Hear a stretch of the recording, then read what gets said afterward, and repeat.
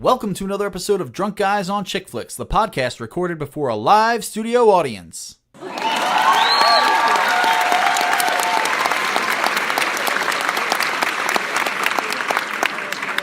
up!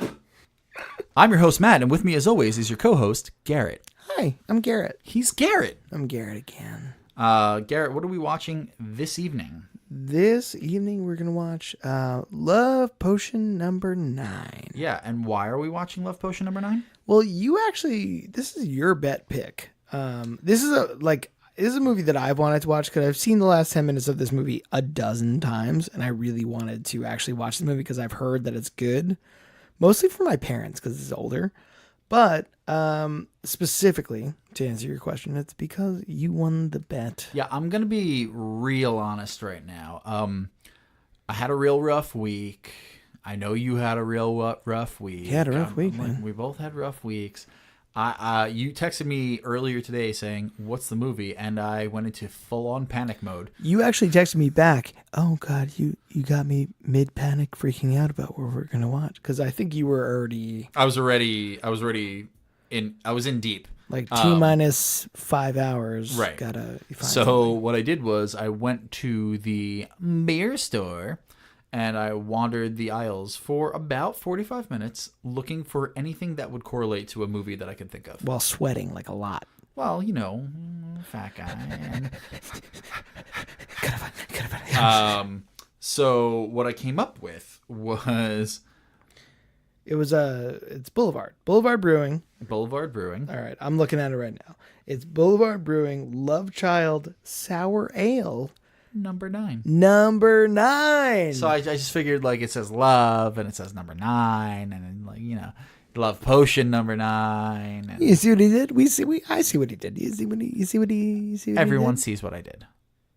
I actually think it's great. Well, thank you. I appreciate that because let me tell you, it was that or nothing. It has the word love in it and it also has number 9 in it. I'm pretty sure there are a bunch of beers that have number 9. Shut up. I'm sold. All right. So Remember when you told the audience to shut up? Yeah. I'm the voice of the audience, man. You're the voice of the people? Or is that what you're trying to say? Yeah, that's what I'm trying to say. I'm the voice of the people. All right. Do we have... directed by Dale Lautner. Nice. And also written by Dale Lautner. Good. Lautner.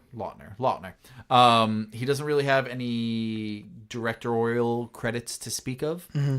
However, he did write Dirty Rotten Scoundrels and My Cousin Vinny. Fucking awesome. Yeah, I've never seen Dirty Rotten Scoundrels, but I love My Cousin Vinny. Okay, so My Cousin Vinny is it's a classique. Serious classic. Although I would argue, I know you've never seen Dirty Rotten Scoundrels. Never. It's actually one of my favorite films. It's Steve Martin and... Steve Martin.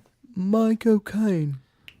Wait. Are you saying My Cocaine? Wait. Is it Steve Martin and a pile of cocaine? My cocaine.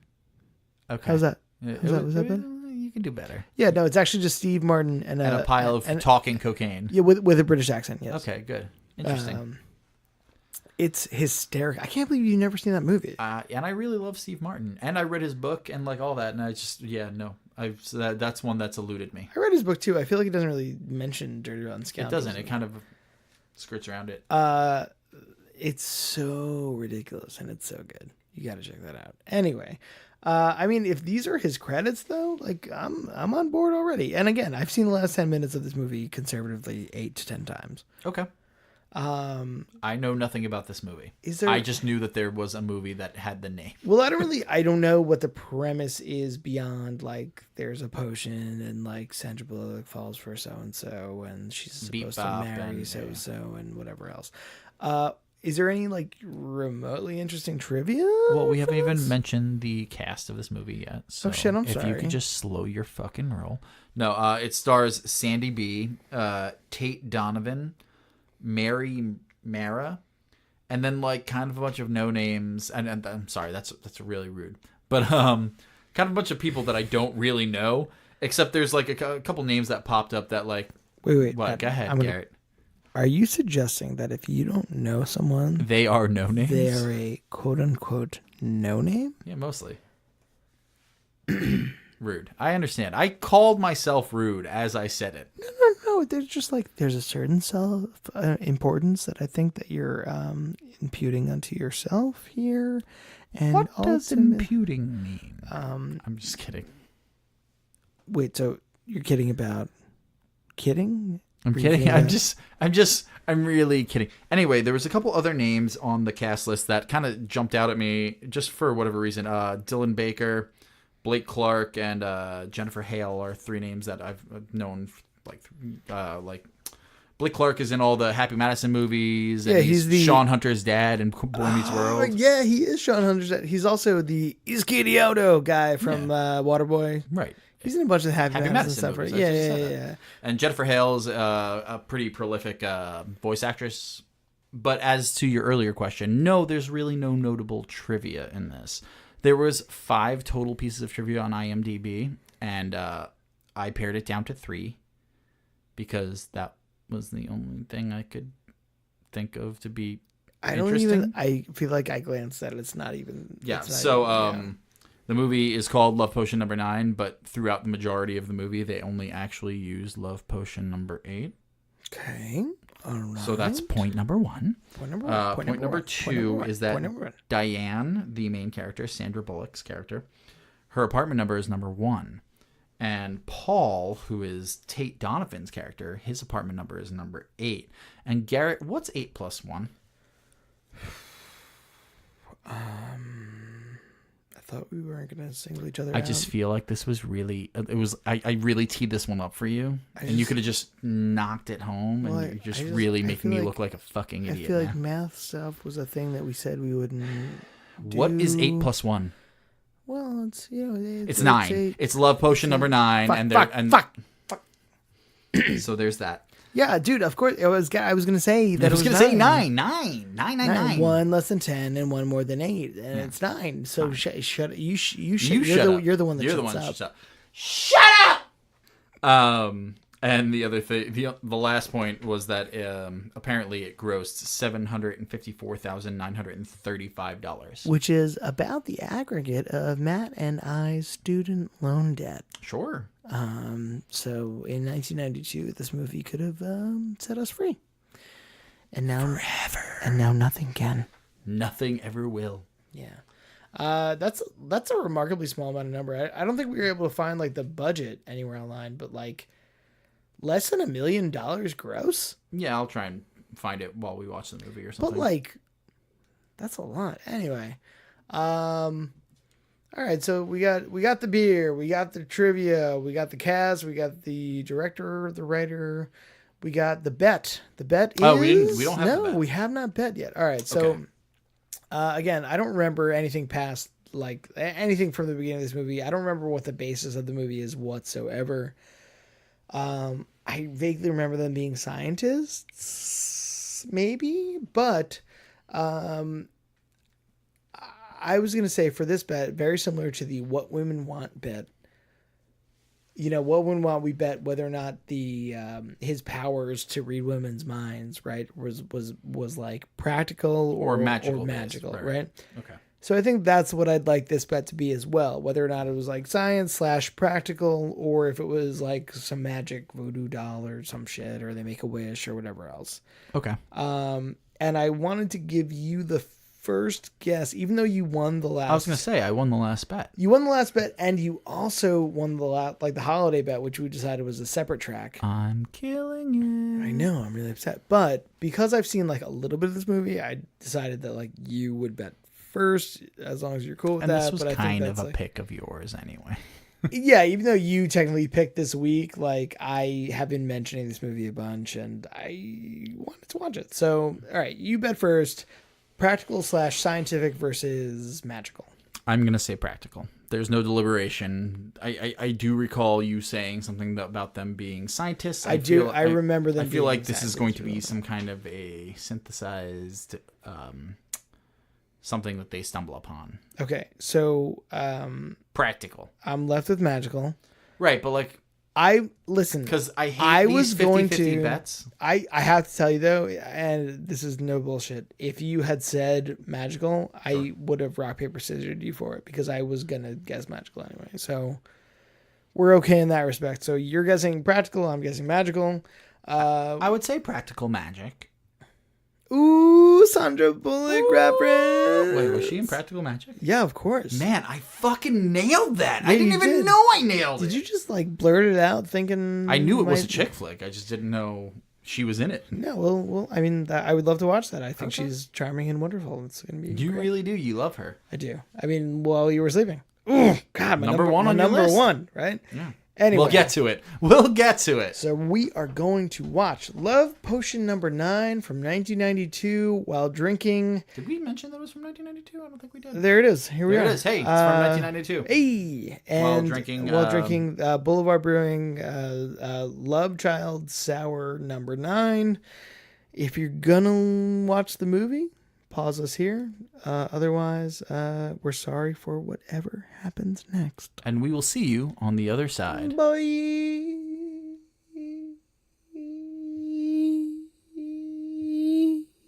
Shut up. No.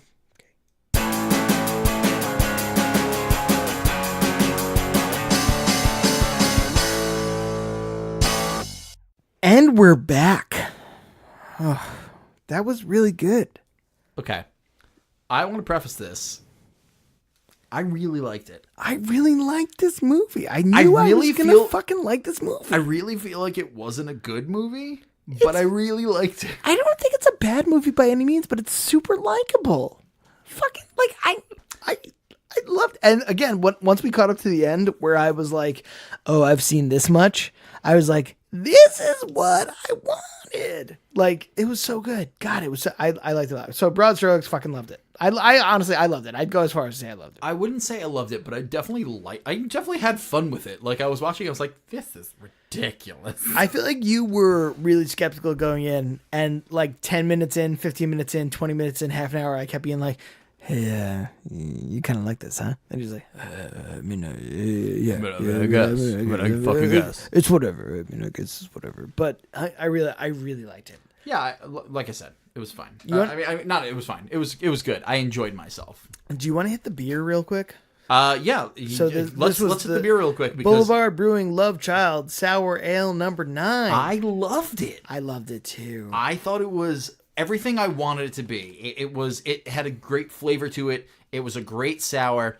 It was boozy as balls. It was really boozy. What was it? 8.3? It was 8.4. 8.4. Yeah. For a sour, that's not usual. That's unusual. That's the only sour I know that's that high, which is actually higher, is Sour Monkey. Sour Monkey's 9.5, but Sour Monkey from Victory is 9.5, and it tastes really boozy and it's really sweet. I was gonna say I don't really love. In comparison, I like this better than Sour Monkey. Oh, I like this so much more than Sour Monkey. I still like Sour Monkey, but this was almost enjoyable. as boozy and way more delicious. It almost had like a I want to say like caramel. It's not caramel. I couldn't put my finger on it. The aftertaste was slightly like this candy aftertaste. The beer doesn't taste like candy. The beer tastes like a sour. It's like a pretty standard sour. A little fruity, yeah, and really good. They don't list like what it is on the side. You know, a lot of these craft brews are like blackcurrant and hibiscus, blackcurrant indigo hibiscus sour, which like is fine. Like that'll probably be delicious. Great. I mean, craft breweries are the heart of America. So, heart of America, heart of this podcast. Heart of this podcast. It's what keeps us going every day. It was like fruity and delicious, a little bit of like salt, a little salty, and I was in love with it. I really loved it. Yeah. I'm thinking of going back to the store and buying more. I was frustrated that I couldn't figure out that like the that flavor aftertaste note that was a lot like candy, but it like for us. It was a really sweet beer without being that like gross sweetness that you get from a lot of really boozy beers. I need you to know this is the most we've talked about any beer because we loved it so much. Yeah, it was really fucking good. I don't know. It's like I'm trying to capture it. I'm trying to describe it the best that I can. But so that was the beer. Yeah, it was great. And it matched the movie perfectly. Because the movie was kind of sweet and delightful. Oh. Okay, sure. Oh, but also you did a great job. Is that what you were just I was really hoping for some fucking validation, and it just seems like you were going the other way with it. That's why you pay me to be co-host, Matt. Just to validate and validate and validate and validate and validate some more. You're so handsome. You look great today. You've done a great job so far. I want you to know that. All right, man. Let's go. How was that? It was okay, but you gotta work a little harder. You're almost fired. Am I fired? All right, so that was the beer.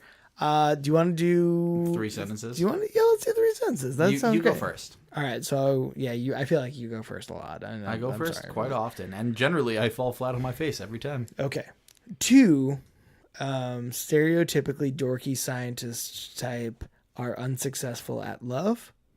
Period. 1. One of them discovers a magical potion from a gypsy that makes the opposite sex attracted to you. 2. He tries to experiment with the potion with the other scientist who he kind of had a thing for to begin with. They both kind of fly off the edge, and hilarity ensues. 3. I feel like we always do pretty well with 1 and 2, and by the time we get to 3, we're like, "Oh, wrap it up, wrap it up." Hilarity ensues. Yeah. Fuck off. Whatever. No. I'm saying it's both of us. I'm just saying hilarity ensues. I feel like we set up the premise very well, and then we're like, the payoff is never. And some shit goes down. Yeah. Good night, everybody. Like that's where we are. All right. What do you got? 3 sentences. Go. No run-ons, Matt. Oh, fuck off. What was... You just did... I had no run-ons just now. Okay, so 3 sentences. Young scientist male... Sorry, I'm going to restart. 2 nerdy scientists stumble upon a love potion from a gypsy. 1 sentence. Done. Generally unlucky in love, they decide to test its effects in their personal lives. 2 sentences. Eventually they fall for each other, but the effects of the love potion is discovered by other people, and complications ensue. 3 sentences. That was really good. I think yours was actually better this time. I think so too. I think so too. Well, no, I mean, not better than yours. I meant like better than mine in the past. No, I think yours was better this time, and I appreciate that you, instead of saying hilarity ensues. Yeah, complications ensue. Right. Would you characterize? I would characterize this as a rom-com. What would you characterize this as? I mean, it's definitely a rom-com. It's a chick flick. No, but there are like straight up romance movies. Oh, okay. You mean like the difference between like Mean Girls and The Notebook. Yes. Yeah, okay. 100%. I think this is a romantic comedy, right? It's a rom-com, for sure. I don't know how old Sandra Bullock is in this movie, but it's before While You Were Sleeping. I feel like she's like 22. Didn't we figure out it was 4 years before While You Were Sleeping? I think While You're Sleeping While You're Sleeping was either 95 or 96. This is 1992. So 3 to 4 years. We kept saying the whole time like this. It's only like 3 or 4 years before While You Were Sleeping. It feels like it's a decade. Yeah, the movie did not age. Again, I really enjoyed this movie. It didn't age well. It felt, even for 1992, it felt like a mid-'80s movie. There were a couple things in there that, like, I mean, there was the use of cell phones, which I was blown away by. She had a cell phone. My mom had that cell phone that she pulled out. Like, my mom had that, like, flip. Showing off? No, my mom had the I'm cell saying, phone. like, it was like, I remember it being a sign of the time sort of thing. Sure. And yeah, I mean, she had cell phones, but their cars are like really fucking old looking cars. Really bad. And I think that's like maybe to highlight that like they're like underpaid scientists or whatever. Like, at least some of it for sure. I mean, her car is like pretty much a spectacle at the beginning. Like, if I take my foot off the gas, it sputters to a halt or whatever. Right. So I just get pulled over every time I go past the stop sign, basically. Right. Right. And he drives a Volkswagen, which is also a made up car. Not a made-up car. And the woman who... Oh, okay. I'm sorry. We need to talk about this in the beginning. So in the beginning, we see like him hitting on girls in like a... No, we see him specifically not hitting on girls. Right. Actually. I'm sorry. Okay. Let's start from the very beginning because he goes to like the... He's at a bar. Well, he goes to the gypsy's house first. Yeah, true. And she's like, oh, there are no girls in your life. And he's like, well, I do okay. And she's like, no, you fucking don't. No, don't fucking lie to me. Oh no, you fucking don't. Spits in his hand and says, "You're a fucking liar." She does spit in his hand. I'm not into it. Was it like a weird sex thing, or was it like it was like a a disgusting it was gypsy like, sort of? Oh, look, here's your house, and here's the tennis courts, and here's the fucking pool, you fucking asshole. It was one of those things. But right after he like receives the love potion, which he doesn't believe in, and I can swear he looked down camera, but Garrett seems to want to fight me on that. He glances past camera, but he never like acknowledges. It's like an eye roll, but if you watch it, he's looking at the camera like, oh boy. He doesn't like pull his tie or anything. He might as well. Gun. But the next, what was that? Gun. Yeah. Okay. The next scene that he's at a bar with like his three bros, and one of them's like, "Go hit on this girl," and he's like, "Nah, super not into it." And he's like, "No, go hit on this girl." Well, before that happens though, he says like, "Oh, there's this girl at work that who's totally my type." I'll tell you, I missed it. It's like one of the first things he says there, though. He's like, "Oh, there's a girl at work that's super my type," and it's clearly Sandra Bullock. He's bribed into going to hit on this girl. And the dressing down that this girl gives to our protagonist, Paul, his name's Paul. Yeah. Would have destroyed me for days. Yeah. So Paul's like a regular looking human with. He's clearly supposed to be a little nerdy, like his hairstyle. Right, but he's just like he just has combed over hair with like a sport coat and a tucked in shirt. No, but I think tucked in shirts were like a thing then. I'm sure they were. And not for this guy. He goes over to this blonde girl who's wearing like this low cut top, and she's like clearly like trying. They like whoever made the movie is clearly trying to make her look like the it girl. Yeah, kind of like this glamorous, kind of like very sexualized, sort of like the showstopper. She's like the smoking hot girl at the bar that like people are supposed to want, right? So that's why his friends like bribe him to like, I'll give you $100 to go talk to this girl. Which we figured out $100 in 1992 is actually $400 million. Fuck. It's actually a 3-bedroom house in 2018.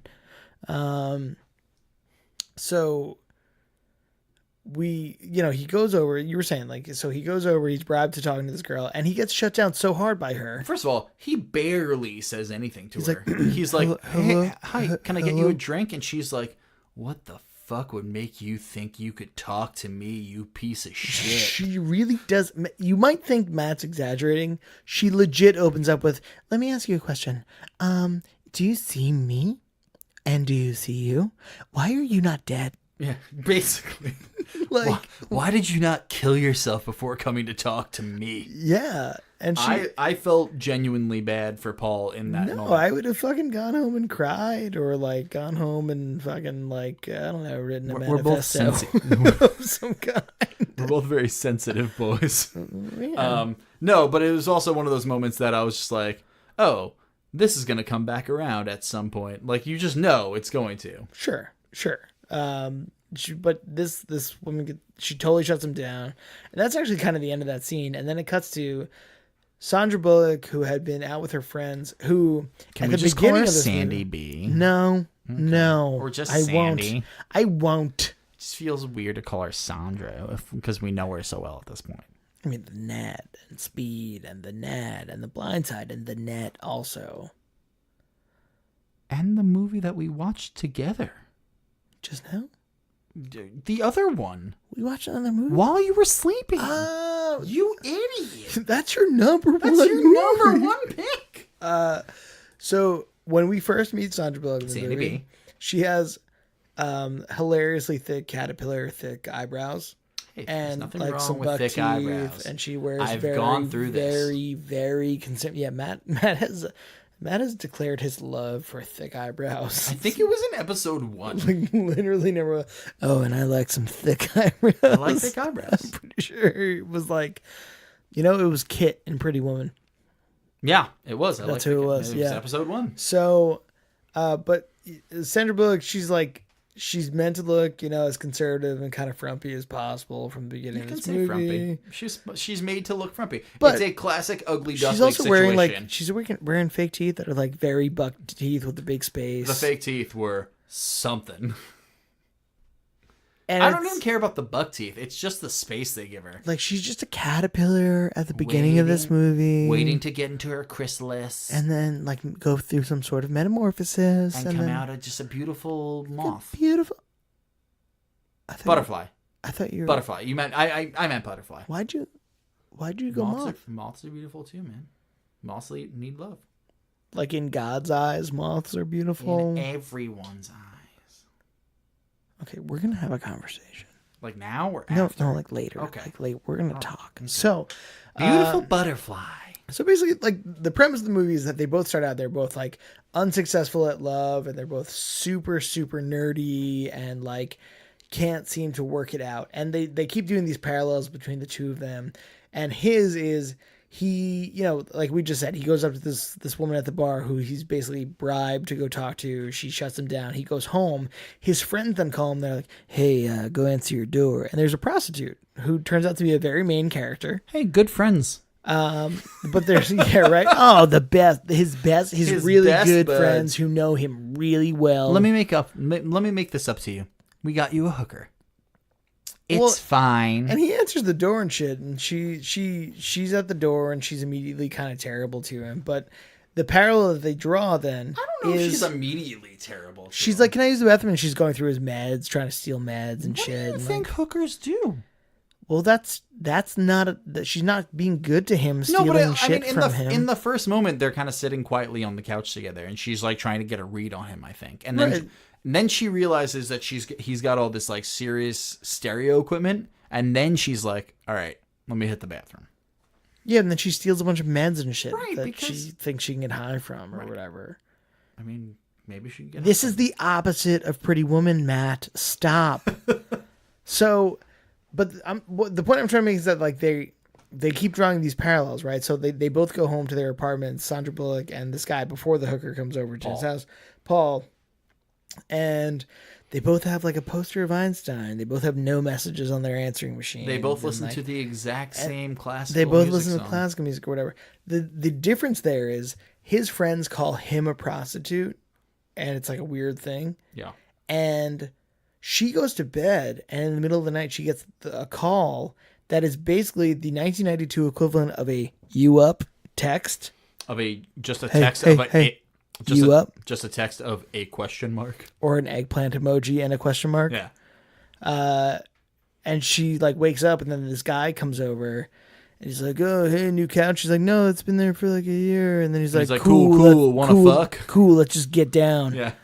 And then let's just get down. And then she has sex with this guy.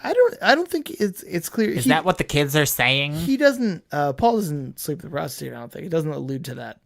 Right? Paul. No, she actually says when she gets back out to the car to her pimp. That she just wanted to talk. Right. But so they both have kind of like dysfunctional social lives going on, and they're both kind of interested in each other.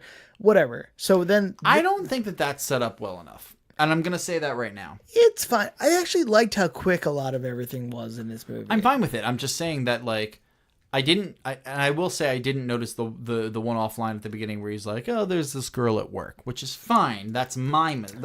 He doesn't like profess his love to her, but he's like, right. "Oh, there is someone who's my type at work." But whatever. Then it's what 23 minutes in, and I only remember this because you skipped ahead to 33 minutes in. We had to dial it all the way back. It was a thing. But that's when the first scene that we see them together, and I was like, "Oh shit, they work together. Oh, she's the girl at work. I get it now." Yes, yeah, that's true. It's not clear enough that they work together until about 20 minutes of the movie. I also want to say that he's a pretty brave soul to be like, "So I have this love potion." Well, he discovers that the love potion works because his cat licks it from the garbage. He throws it out. He's like, "Oh, this is bullshit," and he throws it out.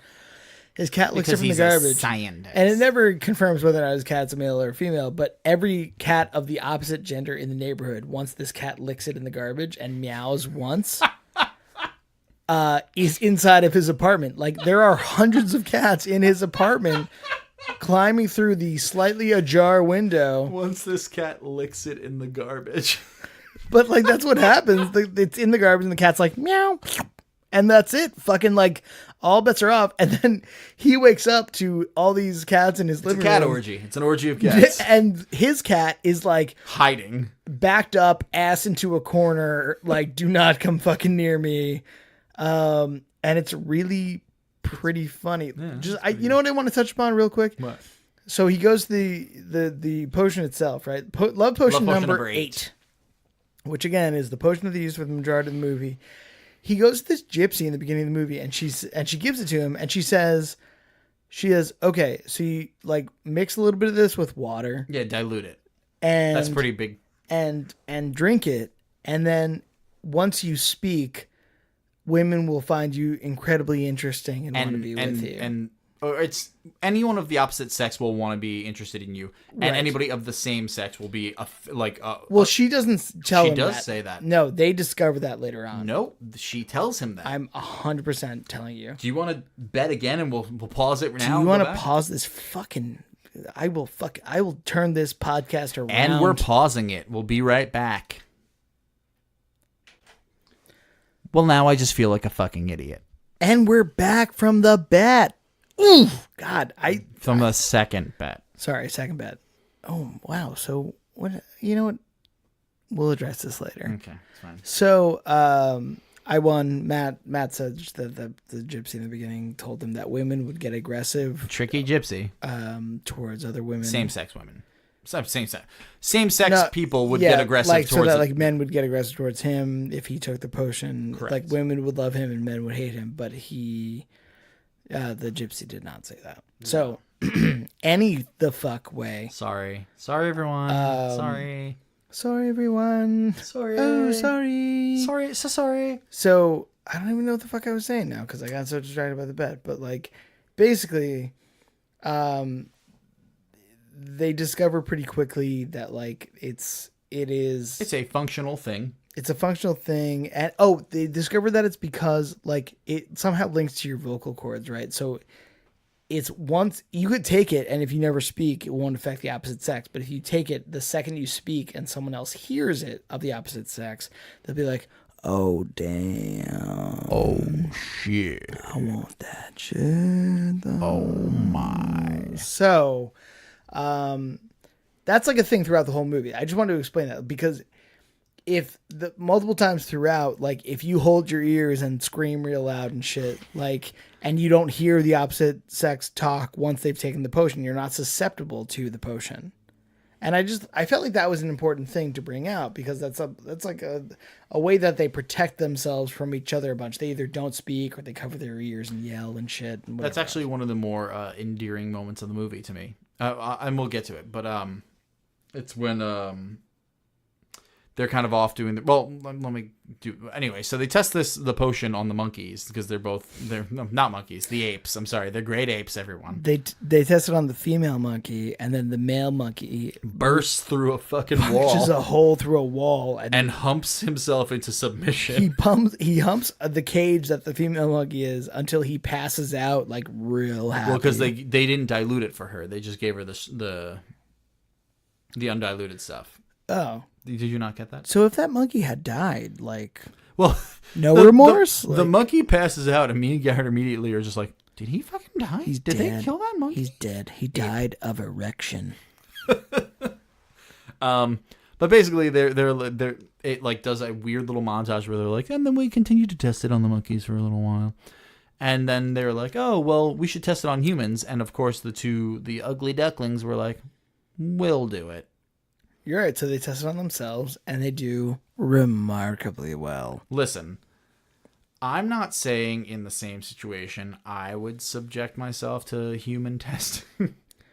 Well, at first it's pretty innocuous, right? At first they're just kind of like, she's getting out of speeding tickets, right? They're kind of like swaying people of the opposite sex to like. It's actually mostly her. She's like she first like gets out of like the not the speeding ticket, the stop sign ticket or whatever. Right. And then she's like, oh shit, like my insurance got canceled. And she goes to the insurance place. And it's a female insurance person that she has to deal with. And then she goes to look for a male at the insurance place and finds the first male she finds is clearly supposed to be a gay guy. He's listening to like what is it, The Village People, and he's got like a poster of a guy up in his cubicle. Yeah. And like, it seems to break him. It was a weird moment in the movie where I was just like what happened? Yeah. He like didn't know how to handle it. And then she was like, who's blah blah blah's supervisor? And he's like, oh, that's Dick. And he's like, oh, that's... And then it cuts to her talking to Dick, and Dick says, And that's Dick ridiculous. And he looks like the fucking Joker with a smile plastered on his face. But she immediately gets what she needs out of him. Right. And it cuts right down, right out to her walking on the street. It's her getting what she needs, and she bumps into some dude, and he's the... He's basically the owner of the... Italian car company. Of the Italian car company, of the weird Italian car company that she drives. That's a made-up brand. Right. And he's like in love with her, and he offers her this insane diamond necklace, and then she gets into her car, which is a piece of shit, and he's like, oh, I'm the owner of this car company, and she's like, you know what, I will take that diamond necklace, thank you fucking owe me so much. Yeah. Which I thought was great. It was like one of the many little things in this movie where it was like, this movie like balances itself out, right? Like there's never a point where any of the main characters are like total assholes or total saints.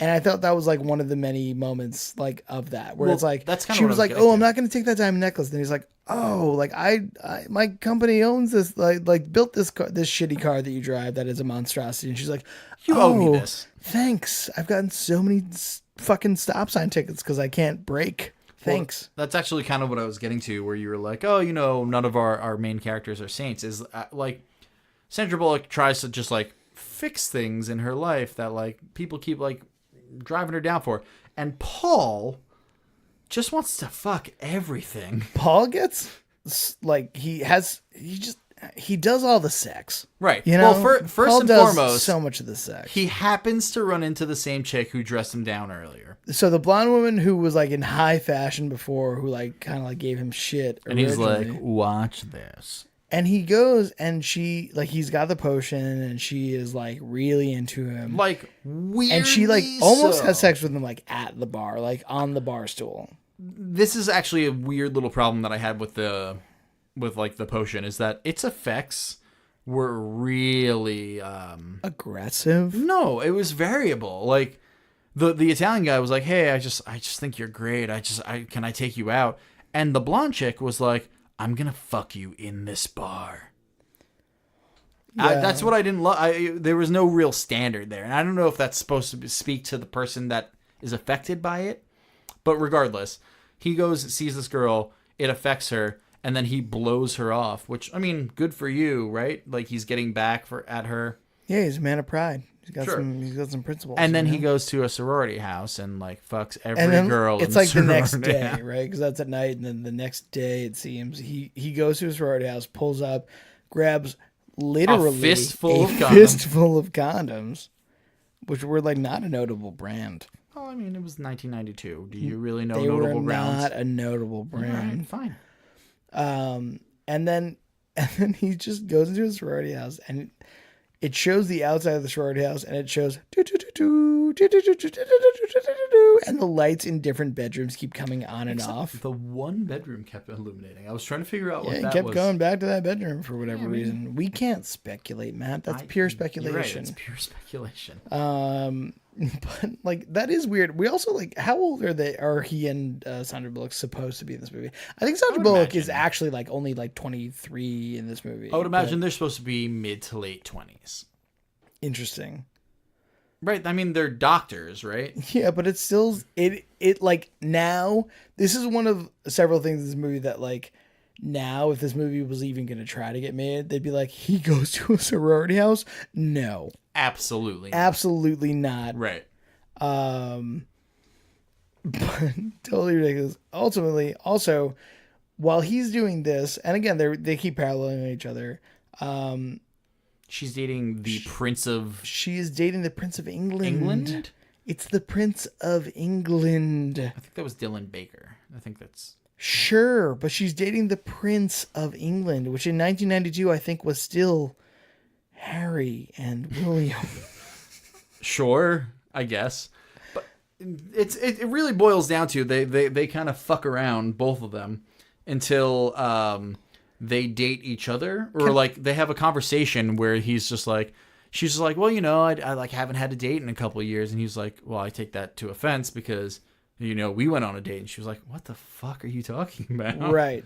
Before we go into their relationship anymore, when you say they fuck around, I meant it in two different ways. You meant it in both ways? I meant it in like both they ways. literally are fucking around and also just having some fun. Figuratively are also just like kind of like killing time. Yeah, both.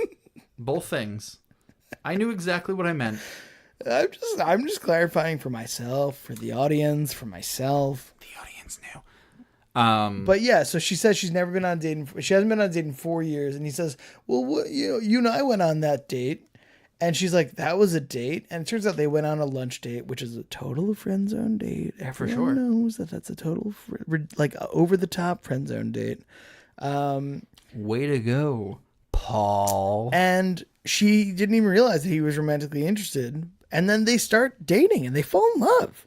Right. We did not mention that while she's dating the prince, she like fixes her teeth and like cuts her hair and like gets like an eyebrow wax, and she like a threading, an eyebrow threading. She ugly ducklings herself into like a beautiful swan. Well, she's the caterpillar, and then goes the chrysalis, and then she's a moth. Metamorphosis into metamorphoses. Beautiful butterfly is what I was going to say. Yeah, just like a monarch butterfly. Stop saying moth. Why? What's wrong with moth? Stop saying moth. Okay, well, you're just being judgmental. Dad is drunk. Anyway, so they start dating. Yeah, and they seem like they're having a good time. And there's kind of a montage. There's no like notable song over it or anything, but there's kind of a montage of them like enjoying he's each other's shirtless company. and they're laying in bed and they're going on fun walks in the park. They went to Bone Zone for sure, like multiple times. Yeah, it was hammer time. Yeah, I mean, they rode the Bone Train a bunch. Would you like to ride the Bone Train? The Bone Train? Yeah, we get it. Yeah, no, they for sure took their relationship to the next level, both romantically and physically. You like that? Yeah, sure. I mean, I like that you backpedaled real hard. They certainly took it to the next level. And so all of a sudden, like, she stops calling him. Yeah, well, not only does she stop calling him, she stops calling him, and he's at the point where he is like, I'm so in love with her, I'm going to propose. Oh, that's true. He's ready to ask her to marry him and torture him for the rest of his life. Oh, we didn't mention. I'm sorry. I don't want to go back and torture for the rest of his life. Wow. I blew right by that. You missed that entirely. It's just part of my life at this point. Just no, we missed the entire scene where they're at like that weird banquet and like they both take the potion and she's not actually talking to him because like they don't want to affect each other. Well, they're not talking to each other. Yeah. Right. That's what I mean. That is the most endearing part of the movie to me. Because they're both hitting it off with other people, but like are only looking at each other. Right. Yeah. That is. I totally agree. I think that's my favorite part of the movie. I don't think it's my favorite part of the movie, but I think I totally agree that is like, it's before they even kind of like admit that they're romantically interested in each other, but it is actually huge. You're absolutely right. That's a great observation. I meant to bring it up earlier. It just slipped my mind. They both take the potion, but are not talking around each other at all, so they're not influenced by each other. It's all in the eyes. And all the men around her are into her, and all the women around him are into him. He's playing strip poker with a bunch of women, and they're only looking at each other. That's actually fucking awesome, dude. That's actually, again, subconsciously, I'm sure that's one of the many reasons I love this fucking movie, but that's a great observation. Like, yeah. It's a really important part of the movie. But it's like subtle enough too, you know. It's not like it's not overplayed. It's probably a 3-minute scene in the whole movie, maybe 5. Like, and they're just like, shit. That's really, really good. Yeah. Anyway, so they date. He's gonna propose to her, and then all of a sudden she stops calling him for like, I don't know, a couple weeks. Yeah, which he would goes to blow her house, my fucking mind. He can't get her. Yeah, oh my god, I would be like I'd be in a crisis ward. And all of a sudden he finds out a crisis ward. What's a crisis ward? Keep going. Move on. So apparently he finally gets in. Not apparently. He eventually gets in contact with her. Apparently this movie ends in some kind of a way. He gets in contact with her, and he finds out she's reconnected with an old boyfriend or whatever. She reconnects with you up guy. Right. She reconnects with the late night booty He was call. never a boyfriend. He was always some douchebag who used her for sex. She describes him as an on and off boyfriend for 10 years. Right. Which, if that has been going on for 10 years. Wow. Sandy, we need to talk. We need to have a sit down, girl. For real. Like, come on, man. Like, but basically, immediately Garrett goes... She's 25 in this movie. Also, that's the other thing. Like, well, we don't know that. We don't know the exact age. Even, let's say she's 30 in this movie. Since she's 20, this guy's doing this fucking, like... Immediately, Garrett goes, he's got the potion. And I was like, do you know this? He was like, no, it's too convenient. Well, she does a total 180. They were, like, she was so in love with Paul. They were so in love with each other, and then she just fucking doesn't answer. It's not like she found some dirt on him, like he murdered some people or something. I mean, they found love in a hopeless place. Dum dum dum dum dum dum dum dum. So that's kind of the turn, right? Like she's infatuated with this douchebag guy. And Paul loses it. And Paul kind of loses it. He goes on like a severe bender. Although I loved everything in this movie is so fast. So it's like, I couldn't eat, I couldn't sleep. And it shows him with like a bunch of empty alcohol bottles. And it doesn't just say, I went on a hardcore bender. Yeah. But he like for sure went on a definitely went on a bender. And ultimately, I think he realizes like, oh shit, it must have been the potion. Right? I don't know if it was necessarily that. He goes back to the gypsy to get more of the potion. She's like, oh, some dude actually bought the rest of it. Right. Then he's like, oh, you sold it all? And it was one guy? Yeah. And she goes, yeah, he had a gold snake ring with not emerald, ruby eyes. And early in the movie, we find out that late night booty call guy has the same ring, they focus real hard on it. Has a snake ring with ruby eyes. If that doesn't tell you someone's evil, then I mean... Two issues here. Okay, first of all... First of all, is he Voldemort? Like Lord Voldemort? He who shall not be named. Yeah. Is he him? Is he he? Is he that thou? Is that... But for real, like, is he fucking Voldemort? Because, fuck. But also, ladies, if you are dating, married to, marrying, hooking up with, or just meeting a guy who has a yellow gold snake ring with not emerald, ruby eyes, with two ruby eyes, you run. He's going to murder you. Are you not calling the police? If this guy is even like in your vicinity, killed some girls. Yeah. If he says hello to you, you can press charges for sure. I'm no lawyer, but fucking kill me. She's fine with that? Yeah. Aside from the fact that he's the middle of the night, you up kind of guy. Well, this was before the you up generation, really. Matt, every generation has had an iteration of the you up guy. When you're right, you're right.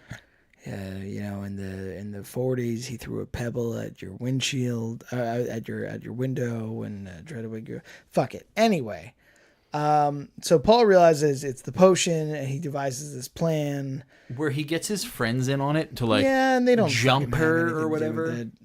But what I'm saying is Paul's like divulging all this information about some magical love potion to a bunch of people, and they are just believing it. Well, that brings the hooker back in, because the hooker then shows up again and takes all of them for all their money and everything, and all of Paul's equipment. And then afterwards they believe him, because they're like, shit, my wallet's gone. All right, you must be telling the truth. Like, this is a real thing. Right. The hooker has the potion. This guy has the potion, whatever else. So we're going to cut to the chase here. Paul goes back to the gypsy, again, his gypsy life coach. Gypsy life coach. He goes back to his gypsy life coach, and he says, I need one of those. I need you. We all do. So his gypsy life coach basically says, I have this other potion, love potion number 9. And this one, you have to drink it, and the person that you're in love with has to drink it. And if you're truly in love, you have to kiss. You're right. And if you kiss, then it'll make everything clear, and you'll love each other for the rest of your lives. But if you're not truly in love, you'll love this person forever. No, like the curse of it was that you'll love this person forever and they will fucking be fine. They won't be right. But if you're not pure heart and you drink it, then like you taste mule spit or something. Yes, I don't really get it. some stupid and shit. you find out that Sandra Bullock is so enamored with this dude because he's been tricking her like with the cell phone calls and everything. Right, he has the potion. He has the potion and he's been keeping a 4-hour leash on it. The potion also, love potion number 8 only lasts for 4 hours at a time. So he keeps calling her every 4 hours and she's answering. So she hears his voice and it triggers it every time. Which whatever. Is kind of brilliant. I know devious maybe. No, he's a brilliant monster for sure. But they're getting married, and Paul's like, "Well, I can't let this happen." And he tries to crash the wedding, and hilarity ensues. Well, ultimately, here's the end of the movie, right? The hooker is trying to get the rest of the love potion number 8, so she could just take everyone, which is everything. what like the evil douchebag boyfriend had purchased, and she takes it and. She doesn't concentrated. She doesn't dilute it, and the whole city of whatever the fuck city they're in, because it never mentions it. I don't think it ever mentions it. It like all the men in that city are chasing her, like to get after her. Except for douchebag Magoo, only because he took the other potion, love potion number 9, like accidentally, which made him immune to love potion number 8. Yeah, and he tasted mule sweat. And he was just like, oh, mule sweat. Right. Ultimately, at the end of the movie, Paul and Sandy's character drink this love potion number 9, and then they kiss, and then there's that scene where it's like, I want to tell you where it took 5 minutes for her to come out and find me and tell me she loves me.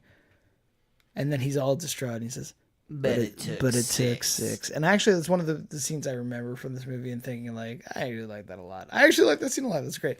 But she comes out, and love potion number 9 clears their thoughts, and they're super in love with each other, and they realize that, like, this is it. This is true love. And the movie ends right there, which is kind of on par for, like, early 90s, like, 80s movies. It doesn't really need to give you any exposition afterwards. I don't need to it's see just them like, get married and have kids. I'm just saying. Okay. I'm not saying there's anything wrong with it. I'm just saying, like, at that time, it was kind of just like, and they're together. Good night, everyone. Right. So before that happens, though, you realize that the hooker character who took the concentrated potion and has like hundreds of men chasing her realizes that she is in control of them. Marissa. She's like, touch your nose, hop on one foot, blah blah blah blah blah, and then it just cuts away from that. At the end of the movie, where they leave you. She's a criminal mastermind with an army of men. With an army. A devoted army. Well, only for 4 hours, though. No, as long as she keeps talking, it keeps going. The way it works is if she talks, well, after taking the potion, whatever effect she has on the opposite sex lasts for 4 hours. But if she keeps going and she stays with them and she still has the potion. Oh, so she's just a fucking... Right, she's just going to rule the world. I mean, good for her. Listen, she needs to get hers. Yeah, I mean, she's just trying to get hers. She's trying to get hers. She's trying. You're absolutely right. You know what? Fuck it. I'll leave that point alone. But that's it. Honestly, like, it ends cute. They fall in love. Stop coughing. I'm really sorry. What did you feel? How did you feel about it? I mean, we both really liked it. But how did you really feel about it? I really did love it. I'm gonna ask you a couple questions. Is this definitely within this genre? Yeah, for sure. 100%. It's a rom-com. It's like an early rom-com too. Like, yeah. Well, I mean, not. Yeah. It's like what? Pretty Woman was 1990. This is like 2 years after that. It's like still kind of in the same era wheelhouse of early 90s romantic comedy type stuff. 100% belong in the genre. I'm gonna ask you: do you have a favorite character? No. You don't have a favorite character in this movie? No, everyone was kind of on par. Maybe the hooker. Can I tell you? I really enjoyed the scenes she was in. Marissa, her name's Marissa. We have to stop calling her the hooker. I hate Marissa the hooker. Well, because she treats the people badly. Because she treats the people badly. She has ill will, but I will also say she is the fucking comic relief. Yeah. She is hysterical. I was gonna say she is actually my favorite character in the movie. Okay, also, fair. I mean, I like the two main characters. They're great. And, I mean, I think Paul's a little bit of a douche, but a little more douchey than he should have been. okay, now subtract the sorority house scene and tell me that he's still more of a No, douchebag. he's better. Yeah, that's what I'm saying. He's much better. Without him driving to a sorority house and being like, I was gonna say Benny Hill. Yeah, all right. So yeah, same. Honestly, I totally agree. Same favorite character. Where would you? Well, would you recommend this to someone else? Oh, 100%. I actually would too. Yeah, I totally would. There are a few of these movies that I've been like, you know what? Yes. I think it's cute and it's funny and it's dated as shit, but like And I didn't 90 care. minutes. It goes by real quick. It's like 88 without credits. Right. That's great. Where would you rank it? I'm gonna say it's falling pretty close to the middle, but probably closer to the top half of mine. That was incredibly nondescript. No, I but mean, what are we? We're at 18. This is 18. this is our 18th movie. Yeah. I'm gonna say it probably goes below Clueless and above 13 going on 30. So like number 7, Okay. And what's your top one still? Devil Wears Prada. And what's your bottom one still? Fucking Made in Manhattan. Okay. So I am going to say that this for me, shit, I really like this movie a lot. All right, here's where we are. You ready? Where are we? This movie for me is going to be my new number 6. Oh, actually, you know what, Matt? I'm really sorry. It's my new number 5. Wow. Yeah. So this movie is now going to be just below Legally Blonde and just above Clueless. So my number 1 will still be another Sandy Bullock classic, While You Were Sleeping, and my last movie I think is still Made in Manhattan. Yeah, it is. So I mean, yeah, this is number 5. Fuck, I honestly didn't think this was going to be top 5 for me, but Hey, I'm proud of you for making some big decisions in I your think life. I think I give more of a shit about this than Clueless, and I think that's blasphemy for some people, but whatever. No, I listen. I said my piece on Clueless when we watched it, but I don't know if it holds up as well as people think it did. How did it do critic wise and audience? What do you mean, Rotten Tomatoes? Yeah, as far as Rotten Tomatoes goes. So the tomato meter for critics is 27%. Really? Real low. I was Jesus actually blown away. Christ. I kind of get it. It's kind of a haphazard movie. But like in 1992, But it's endearing. People were like, critics were like, "This is garbage." I don't know if maybe I don't know how they were getting their critic scores from back then. Maybe they're just looking at like 2 stars out of 5, or who knows? I don't know. That's insane. 27. I'll tell you what, the audience score is not much better. But I'm infuriated by 27 because I honestly I would imagine it's getting like a solid 75 easy critic score and solid 80 audience. What did the audience score say? 43%. Are you fucking nuts? Yeah, I'm blown away by that. Wow, man. Yeah. Like, do you think you and I are just off here, or like? I mean, what did we miss? We've clearly disliked movies that people fucking love. So who fucking knows? All right, honestly, at this point, this shoe is on the other foot. Right? Does that saying I suppose apply? that makes sense. Is that a thing that we can do? Sure. All right. Fuck. I wholeheartedly disagree. I think. Yeah, I think they're way off. Both. Yeah. I think both are way I think off. both. I expected to be higher and think should be higher. But all right. So the only thing we haven't covered is who won the bet. Yeah. I take umbrage to this a little bit. Fuck off. What do you mean fuck off? Oh, just fuck off about it. Oh, okay, cool. So we bet if it was practical or if it was magic. It was a potion from a gypsy with gypsy instructions. And as such, I believe that means that we have a magical potion here. Right. But then they take the potion back to their science lab and analyze it. And they're like, oh, all of this makes sense because it affects... And it makes... do... All right, so I've got an idea. Okay. You want to do a joint movie? No. Never. Literally never. Okay. But I will tell you that this bet, because it's a stalemate, Because you're saying, like, I understand what you're saying, like, because they analyze it from a scientific perspective, and because she, originally is just saying, like, this magic spell on Right. this, blah, blah, blah. I'm saying, like, in What Women Want, it was just like magic. It was just straight up magic. There was no science behind it. This one, they made a point to be like, oh, this makes sense. Right. What I'm saying is, I think there are equal arguments to be made for both in this. So we go with the second bet that we went off mic for a second, which is... Fine. Okay, that's fair. Which is whether or not... Because I think that's a stalemate. I honestly think that first one... I think that might have been a stalemate. You're right. So, and you were right that she never actually warned him about It's only once they analyze it that they say, oh, people of the same sex, though, will be aggressive towards you. Correct. Okay? So, Dad won that bet. And as such... He really did. I won the bet. So, Matt actually no, you don't have the next one. I have the next one. You have the next holiday one. Which would be, I think, 2 from now? Something like that. 2 or 3 it'll from be now. a Thanksgiving episode, yeah, Sure. for sure. But yeah, that was good. Do you think this movie should have died? It doesn't hold up well, but I mean, it's fun. It's fun enough. I think it's fine. Do you think it should have died? No, I'm saying no. Do you think it did die? Yes. I'm going to say no to both. I definitely don't think this movie should have died because I think it's really fun. And I think it hasn't died because I've actually seen this movie on cable within the last, 2-3 years. Really? Yeah. What cable station? I don't know. I don't think it was TCM, but frankly, it might have been TCM. It could have been. No, I don't know. No one could know. No way to know, Matt. But I think that's all I've got. You have anything else for this episode? No, I'm good. All right, cool. So thanks so much for listening. If you are going to check us out at DrunkGuysonChickFlicks on Instagram, at GGOCF on Twitter. Please tweet at us or direct message us if you want to contact us. Any suggested movies or any umbrage that you've taken with what we've talked about thus far.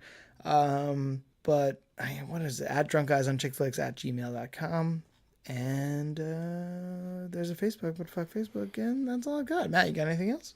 No, I think I'm good. Dub. Thanks so much for listening, and we'll see you guys next time. Bye.